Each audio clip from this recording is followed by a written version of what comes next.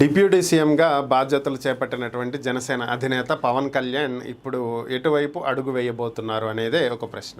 ఎటువైపు అడిగేంటి, ఆల్రెడీ కలిసే ఉన్నారు కదా, కూటమిలో అప్పుడే కుంపట మొదలైందా అని అనుకోబాకండి. మ్యాటర్ ఏం లేదు.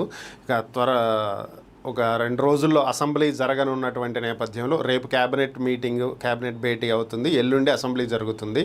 సో అసెంబ్లీలో మొదటి రోజు అయితే ప్రమాణ స్వీకారాల కార్యక్రమం అవుతుంది. గవర్నర్ ప్రమాణ స్వీకారం చేపిస్తారు. నెక్స్ట్ ప్రొటెం స్పీకర్ని ఎన్నుకుంటారు, తర్వాత స్పీకర్ని ఎన్నుకుంటారు, ఆ తర్వాత డిప్యూటీ స్పీకర్. అయితే ఆల్రెడీ టీడీపీలో ఉన్నటువంటి సీనియర్ నేత చింతకాయల అయ్యన్న పాత్రుడికి స్పీకర్ పదవి ఇవ్వబోతున్నారనేటువంటి వార్తలు వస్తున్నటువంటి నేపథ్యంలో ఇక డిప్యూటీ స్పీకర్ జనసేన కేటాయిస్తారు అనేటువంటి వార్తలు వస్తున్నాయి. మరి ఈ డిప్యూటీ స్పీకర్ పదవి ఎవరికి ఇస్తారు, జనసేనలో ఈ పదవి ఎవరికి ఇవ్వచ్చు అనేటువంటి అంశం మీద ముఖ్యంగా 3 పేర్లు వినిపిస్తున్నాయి. 1 బొలిశెట్టి శ్రీనివాసు, 2 మండలి బుద్ధప్రసాద్, 3 లోకం మాధవి. అయితే ఆల్రెడీ దీంట్లో పవన్ ఓడినా గెలిచినా మొదటి నుంచి కూడా పార్టీనే అంటిపెట్టుకున్నటువంటి వ్యక్తి బొలిశెట్టి శ్రీనివాస్. ఆయన అసలు పార్టీని వీడలేదు, ఎప్పుడూ పవన్తోనే ఉన్నటువంటి వ్యక్తి, ఎప్పుడూ జనసేనకు కట్టుబడి ఉన్నటువంటి వ్యక్తి. సో అంత నమ్మకంగా ఉన్నటువంటి వ్యక్తి ఆయనకే ఇస్తే బాగుంటుంది అనేటువంటి